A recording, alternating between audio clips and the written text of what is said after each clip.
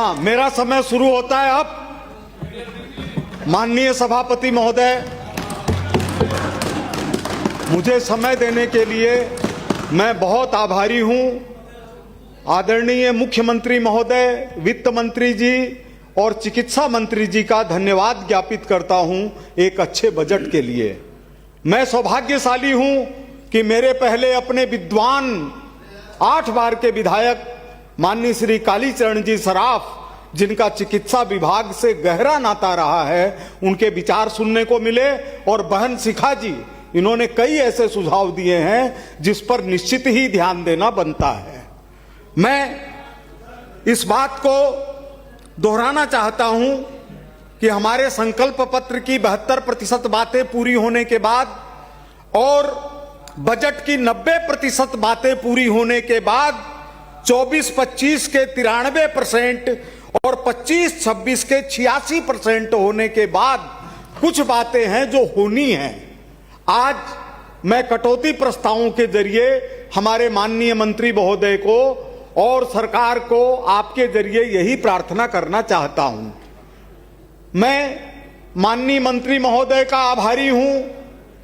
परिवार के अंदर 2 संवेदनशील मौतें होने के बाद जिस तरह से इनको मैंने सवाई मानसिंह हॉस्पिटल के अंदर रात को 1 बजे देखा तो मेरी आंखें भर आई, क्योंकि वो घटना ही ऐसी थी।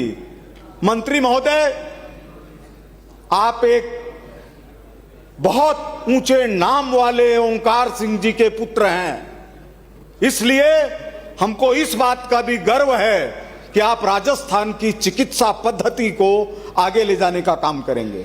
आपको ऐसे लोग मिले हैं जिनको अधिकारियों के रूप में, जिन्होंने काम करके दिखाया है, और निश्चित रूप से आने वाला समय राजस्थान की चिकित्सा के लिए बहुत ही सौभाग्यशाली होगा। राजस्थान के अस्पतालों की दशा सुधरी है, चाहे हम एसएमएस पे चले जाए, चाहे काउंटिया में चले जाए, चाहे किसी भी अस्पताल में चले जाएं, वहां जो साफ सफाई, स्वच्छता का माहौल और चिकित्सकों की विनम्रता नजर आती है, ये पहली बार देखने के अंदर सामने आई है।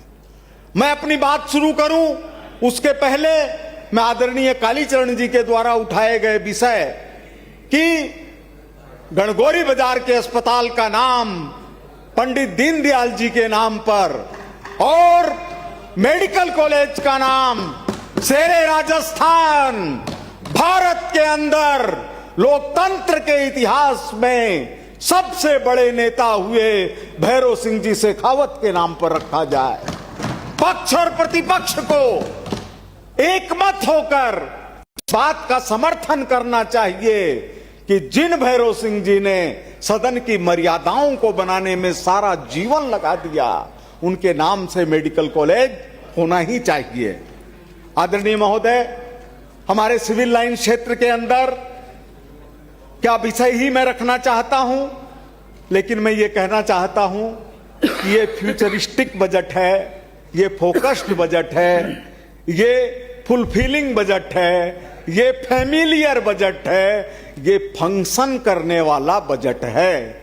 इस बजट के लिए मैं फिर एक बार पुनः हमारे चिकित्सा मंत्री जी को धन्यवाद देता हूं।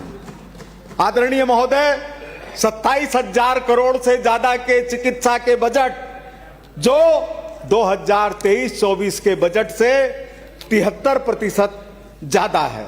ऐतिहासिक वृद्धि के लिए आभार। गोस्वामी तुलसीदास जी ने रामचरितमानस में यही कहा था, दैहिक दैविक भौतिक तापा, राम राज काहू ही नहीं व्यापा। हमारी आदर्श स्थिति यही होगी जो कोविड-19 के अंदर हम सब पूरे देशवासियों ने मिलकर के पूरे विश्व को दिखाने का काम किया कि हम किसी से पीछे नहीं, इसमें एक पार्टी नहीं, इसमें एक परिवार नहीं, इसमें सिर्फ सरकार नहीं, आम जनता एकजुट हो गई और जनता ने दिखा दिया कि हम किसी भी विषय में पिछड़े भी हो सकते हैं, लेकिन हमने दुनिया के अंदर इतिहास रच के दिखा दिया और कोविड-19 को सबसे सही तरीके से निपटने के मामले में विश्व में पहला नाम गया तो वो हिंदुस्तान का नाम था। हमारे प्रधानमंत्री नरेंद्र मोदी जी के नेतृत्व में सत्ता पक्ष, विपक्ष, सभी राजनीतिक दल, सभी समाज एकजुट होकर के खड़े थे।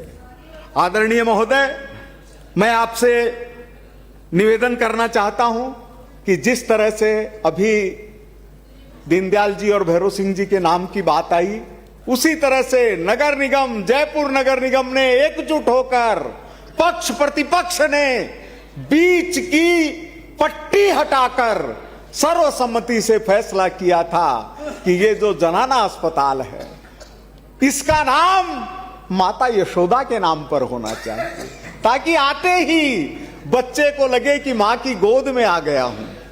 थोड़ा सा ध्यान दे दीजिए, काम आगे बढ़ जाएगा। आदरणीय महोदय, हमारे क्षेत्र के अंदर ESIC हॉस्पिटल है जिसको मेडिकल कॉलेज बनाने का केंद्र सरकार फैसला कर चुकी है। जमीन की खोदाई चल रही है। मेरा निवेदन है कि वह सिविल लाइंस क्षेत्र में होगा तो बहुत ही अच्छा लगेगा। लोगों को यह नहीं होगा फील कि ESIC हमसे दूर चली गई, और जमीन है, हम सब लोग मिलकर के कोशिश करेंगे। एक निवेदन मेरा यह करना है आदरणीय महोदय कि सिविल लाइन क्षेत्र के अंदर अगर सरकार जमीन उपलब्ध करवाए तो जन सहयोग से हम एक 100 बेड का हॉस्पिटल बनाना चाहते हैं। 100 बेड का हॉस्पिटल, उसका कोई मालिक नहीं होगा, जनता की समिति ही उसका फैसला करेगी, और उसमें जो लोग जब भी जनप्रतिनिधि होंगे वो उसके निर्णायक होंगे। और वह जगह स्वेट फार्म के आसपास है, थोड़ी सी कालीचरण जी भाई साहब के पास है, थोड़ी सी सिविल लाइन क्षेत्र के अंदर है। कालीचरण जी की अगुवाई के अंदर हमेशा अच्छे काम हुए हैं, एक काम और भी दर्ज हो जाएगा। आदरणीय महोदय, एक मैं बात आपसे विशेष रूप से निवेदन करना चाहता हूं कि एक बार सवाल आया था विधानसभा के अंदर कि कभी ऐसा नहीं हो सकता जिस काल में कोई दुर्घटना नहीं हो, किसी काल के अंदर कोई प्राकृतिक आपदा नहीं हो, अगर इसके ऊपर केवल सत्ता पक्ष की निंदा को प्रश्न बना लिया जाएगा तो फिर बचेगा कौन, बचेगा कौन।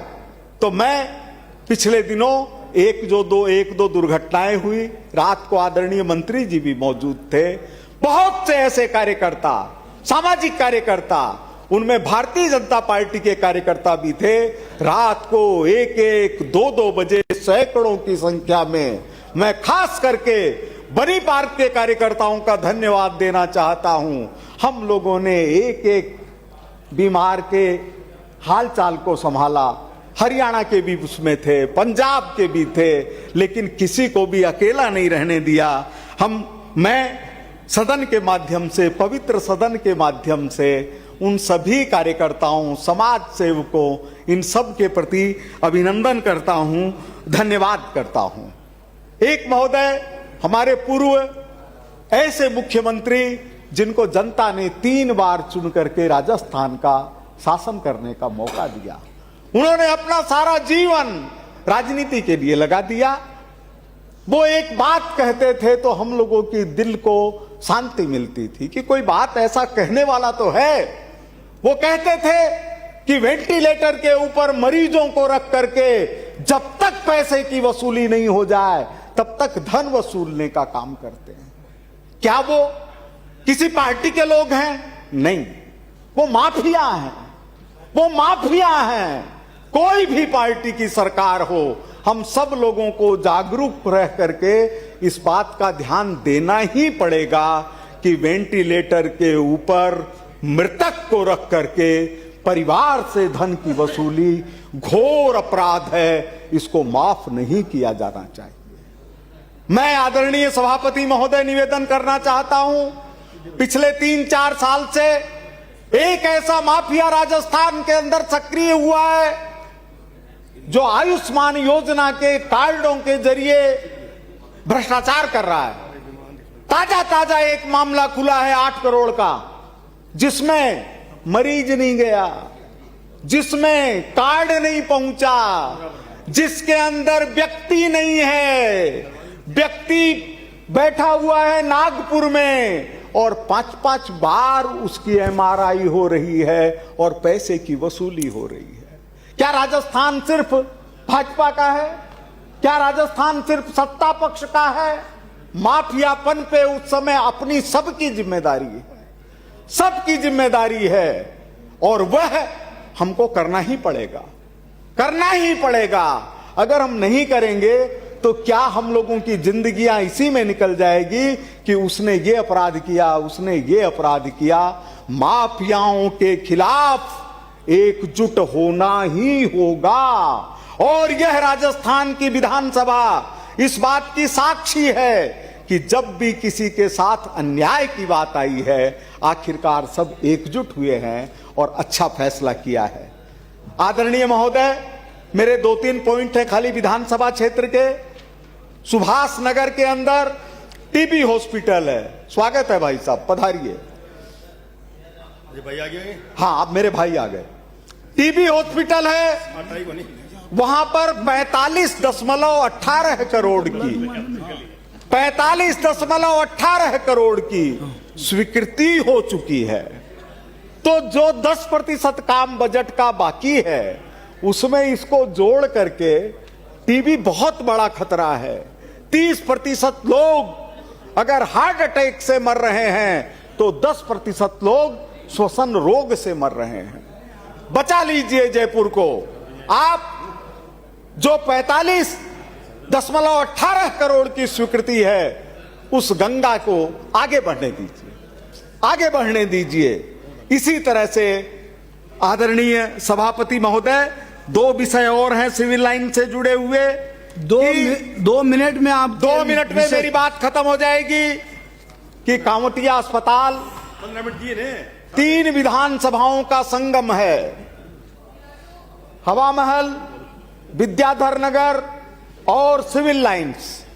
वह जो कांवटिया अस्पताल है, वह कांवटिया अस्पताल सभी समाज के लोगों के लिए, सभी समाज के लोगों के लिए बहुत ही लाभदायक है। कुछ लोग सोच सकते हैं कि उस अस्पताल का विकास होने से क्या होगा। उस अस्पताल का विकास होने से मानवता का विकास होगा। रफीक जी, मेरा यह निवेदन है कि उस अस्पताल के लिए हम सब एक हैं, हम सब एक हैं। जयपुर के सभी विधायक एक हैं।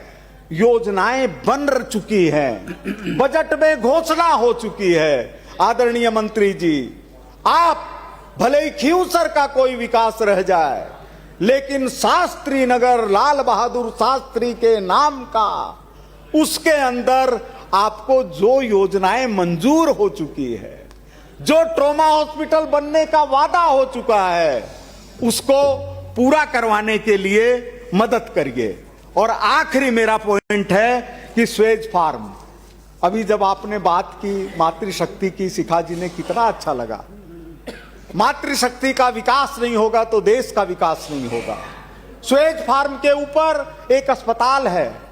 वो अस्पताल हजारों लोगों के लिए जीवनदायिनी शक्ति का काम करता है। केवल वहां पर 100 बेड का जमीन उपस्थित है, अस्पताल उपस्थित है। एक प्रसूति अस्पताल का स्वरूप दे दिया जाए तो हमारी बहनों को, माताओं को इतनी खुशी होगी, इतनी खुशी होगी। जाम के अंदर एसएमएस पहुंचना संभव नहीं है। जाम के अंदर जनाना अस्पताल पहुंचना संभव नहीं है। जब तक जाम से छुटकारा नहीं मिले तब तक कम से कम स्वास्थ्य के लिए आगे बढ़ने का अवसर दीजिए। हमारी जनता इंतजार कर रही है। स्वास्थ्य सबसे बड़ी, सबसे सुखी, सबसे अच्छा व्यक्ति वही है जिसकी निरोगी काया है। मैं धन्यवाद देता हूं आपको समय देने के लिए। सबको प्रणाम करता हूं। श्री सरवण जी,